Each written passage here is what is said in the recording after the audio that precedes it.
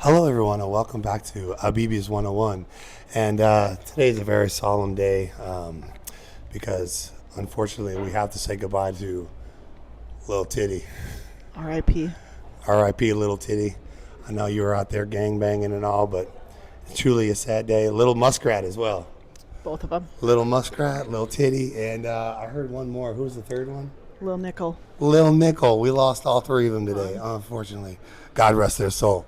But anyway, we have a very special guest here today. Her name is Heather Williams. She drove all the way out from Minnesota to be on the show and do some taxes and what have yous and yada yada woo woo. Anyway, it's really nice to meet you, Heather Williams. Nice to meet you as well. Thanks for being on the show. Thanks for having me. Could you briefly introduce yourself and maybe a little background on you and all that good stuff? Sure.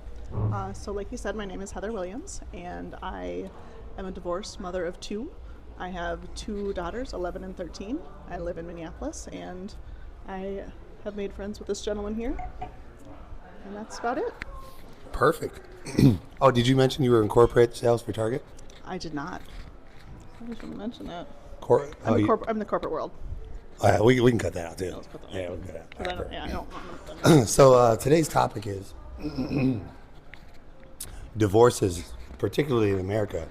The divorce rate's skyrocketing, Hi. Heather. It's really really high. Which now I'm not a statistics guy.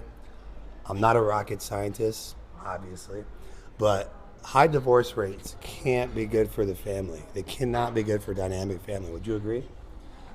I agree in most cases. I have strong opinions on exceptions to the rule, but yes, agree. And that's why we're here. That's why we're here to talk.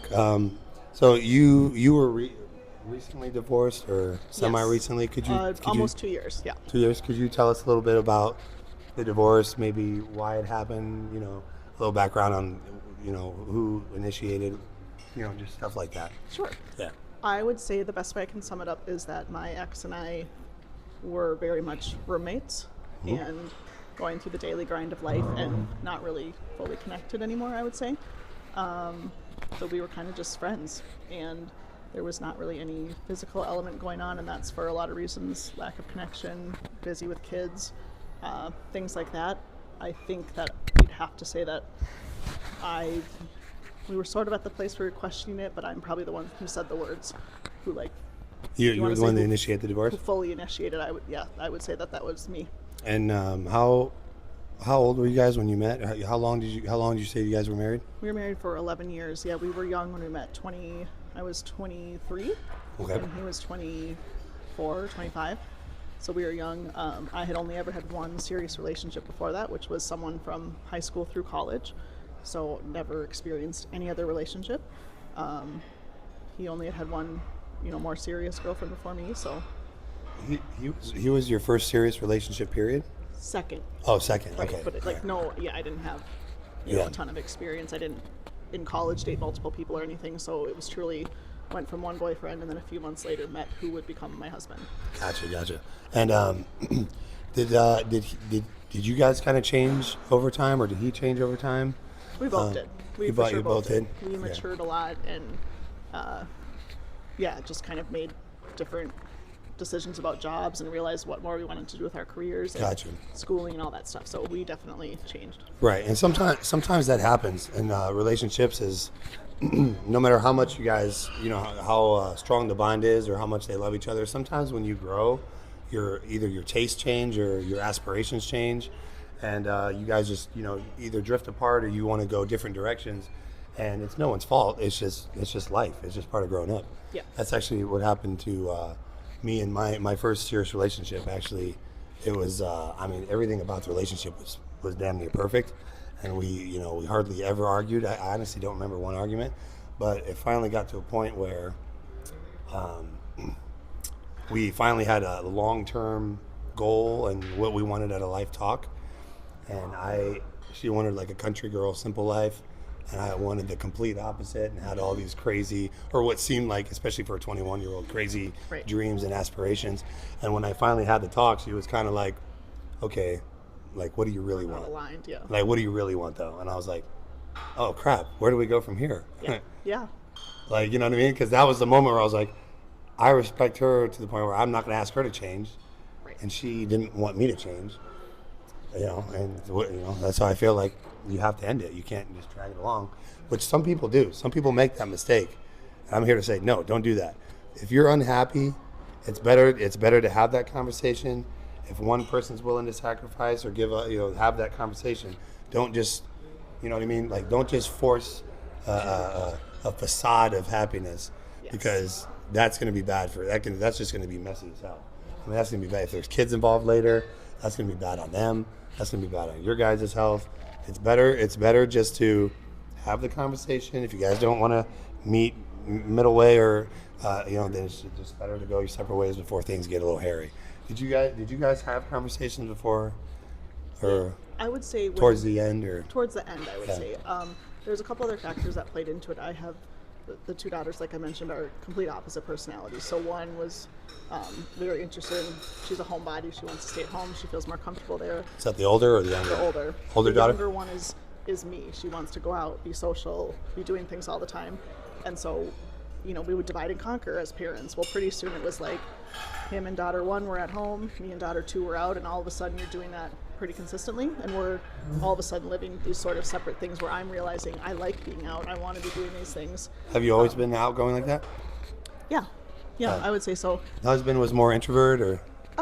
I would say in the beginning we probably went out more just because we were with like groups of friends. I don't mean like going out partying, but just like did more things. You're more social. Yeah, we didn't have kids. We had groups of friends that also didn't have kids. Once those responsibilities kind of kick in, then people kind of start to separate.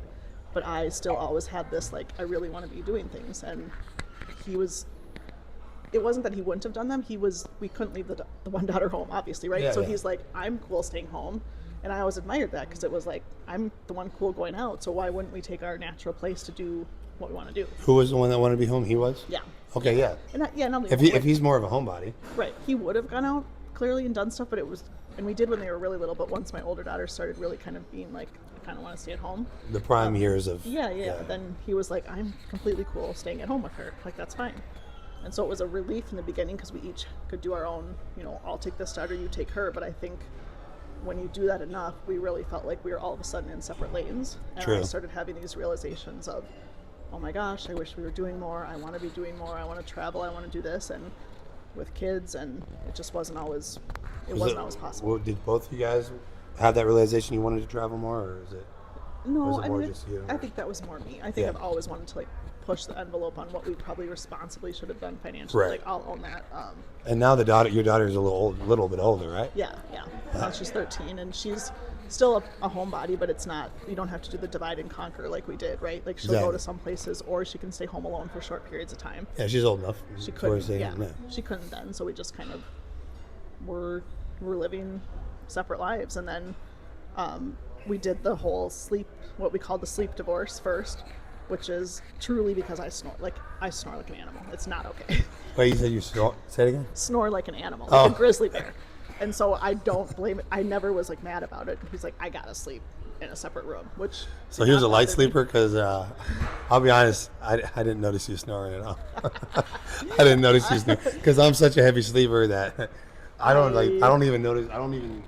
I'm not even awake when I toss and turn. Like I've had friends just be like, you are so loud, like aggressively loud. So obviously I don't hear it. I mean, I'm sleeping, but I do. Like, I know I do. Yeah.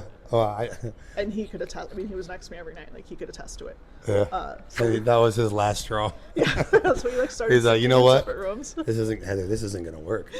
Can't do it's it. not. Like, you sound like a wildebeest. Yeah. In your sleep. It's completely not okay. And then I remember us. Like, I don't even wake up with morning wood anymore. It's just gone. You know. It's not okay. It was morning slinky terrible. Now. What are we gonna do about this, Heather? Huh? I'm next You're to gonna get a night mask or one of those. You know what I mean? Oh, he would buy me breathe right strips, just kind of like set him on the bed. Oh, he's very sweet. Like, he's kind hearted, you know. He's so kind hearted. There's nothing. I have not a single bad word I can say about Matt. He's not very harsh and brash. No. His delivery is very gentle. Yes, but then eventually it's like, I gotta sleep separate. Would it be the same if like you were drinking too much? You'd be like, No, he never had that problem. I'm gonna finish this. I'm thirsty. Never had. I'm to really thirsty. More, but I'm really just real. thirsty, I'm gonna Heather. take this for the team. Yeah, no. No, you can't have it. You're driving.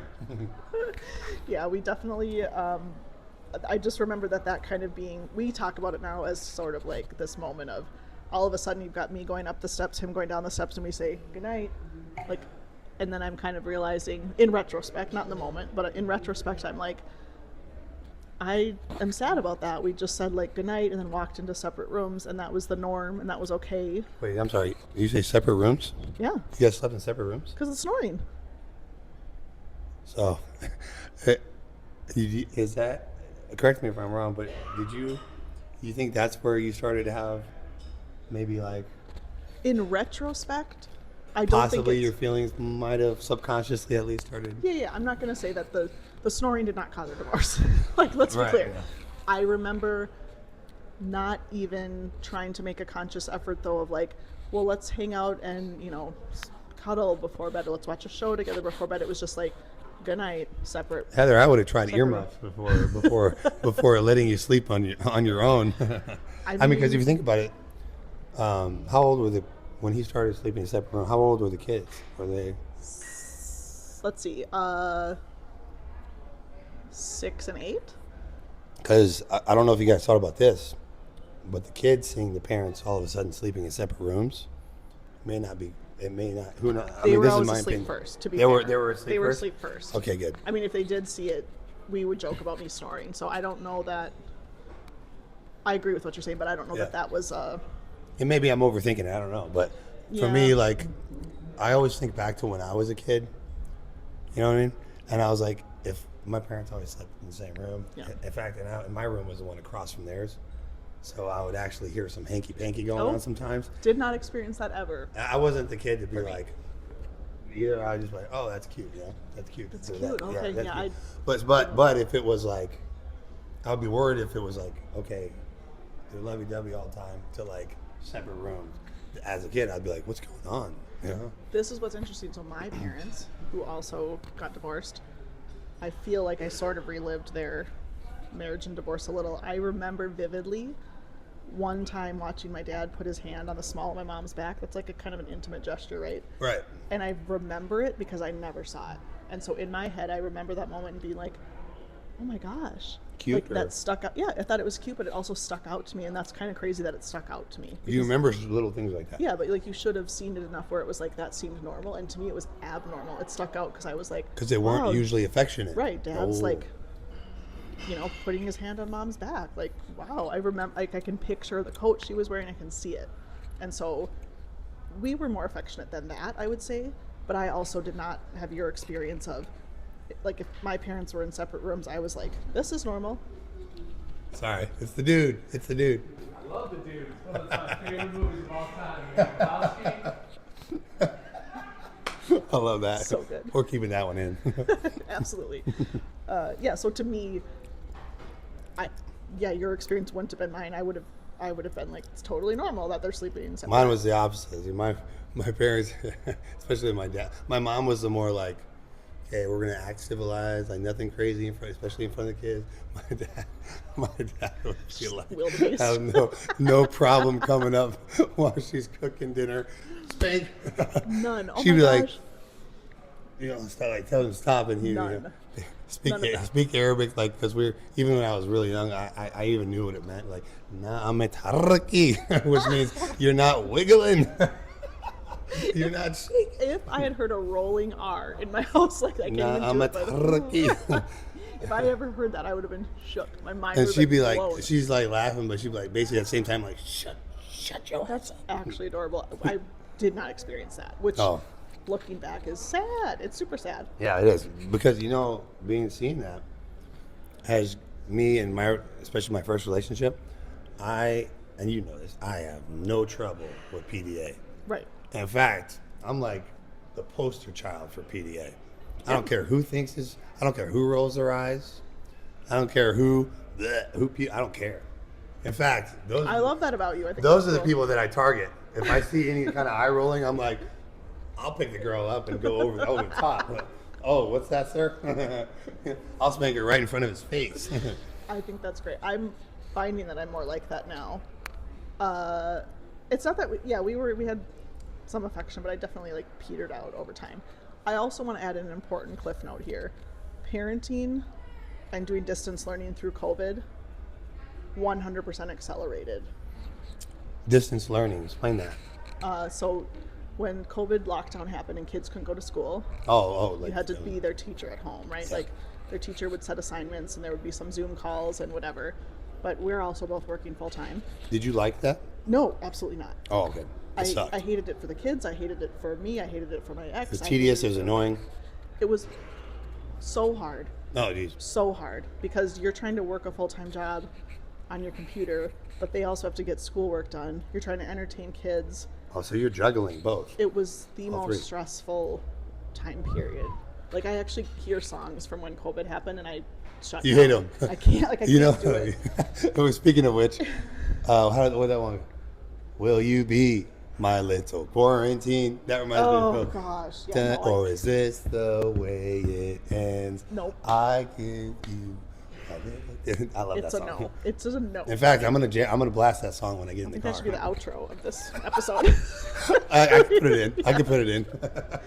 So I have major trauma from that. I'm sure he does too. That was not an okay time. We also decided to sell our house during that time, and that was because our school was making a change due to COVID, saying that for the next year they were going to go all distance learning before we even had ruling from the government about what was going to happen. Right. So our school was like, we're doing distance next year no matter what.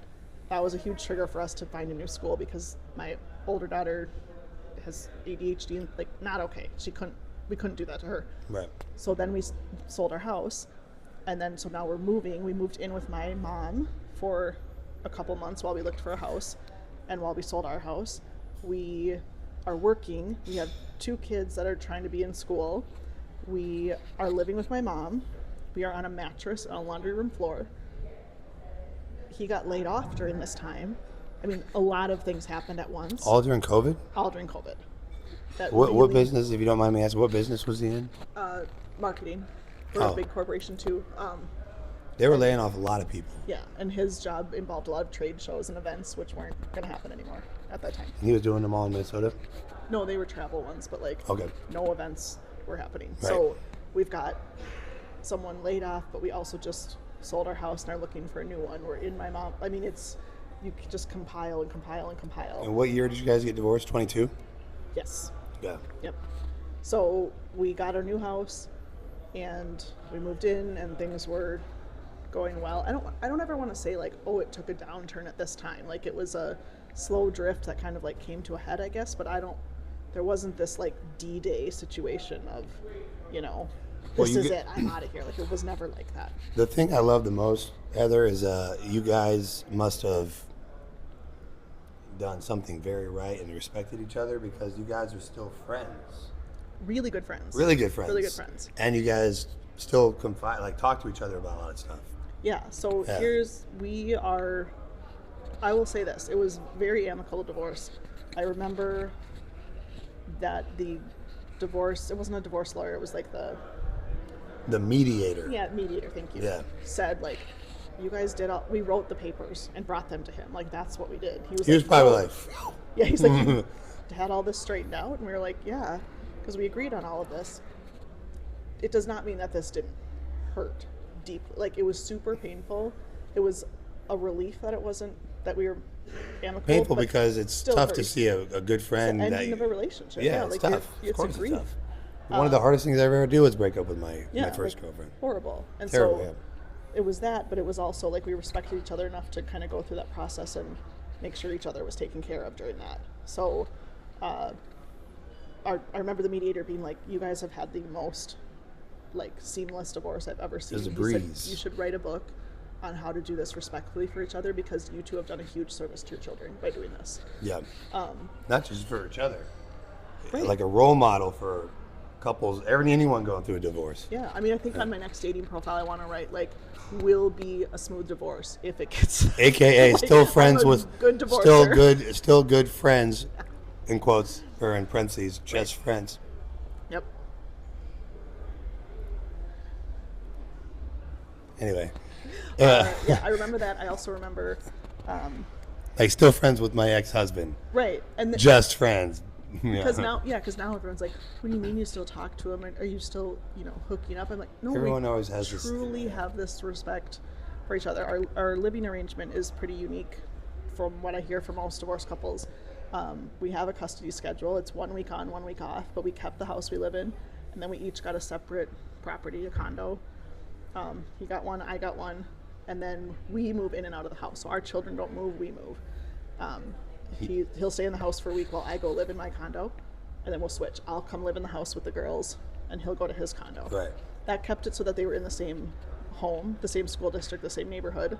See, you guys did it right, especially with having kids, because you know what happens and why it's usually a lot of people have messy divorces, whether it's divorce or breakup, is because they're not mature enough to have that conversation, and instead they cheat on each other. One person gets caught, and then they hold that malice in their heart forever, not even realizing it does way more damage. The one that holds a grudge, by the way, does way more damage 9 times out of 10 to themselves than they do to the person they're holding a grudge against. 100%. Or their kids. Or their kids. Using your kids as pawns. Yeah. And I swear, it blows my mind how many people are like, I'm going to hold on to this until the end of our days, and I'm going to make them hurt and make them, I'm an vengeful person, and I'm not going to switch this kind of energy. Watch. I was like, who are you showing? Yeah, nobody's who are you showing? Everyone involved thinks in it, it looks bad on you. Everyone's like, oh, watch out for this one, for this hateful person. The kids, it's tough on them.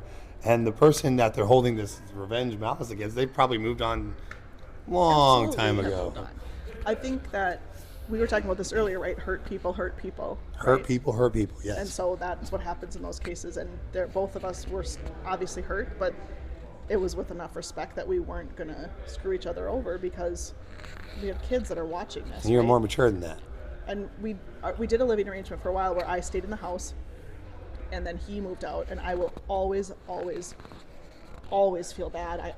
I hated that feeling of I'm in this house that we recently bought with the girls. We still had a split schedule, but it just wasn't as even. Like, he'd have to come watch them there because they needed to stay close to the school. So you're not going to drive them to his place 30 minutes away on a Wednesday night.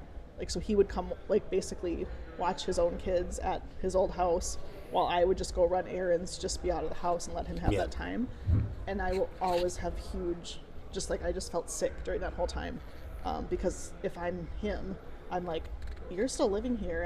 And he didn't treat it that way, but that could have been the case, right? And so when I got my condo, on the flip side, by the way, in that I'm ending up having the girls more only because they're staying overnight there to go to school and everything. So we have a split schedule, but he's not seeing them before school. He's not seeing them after school.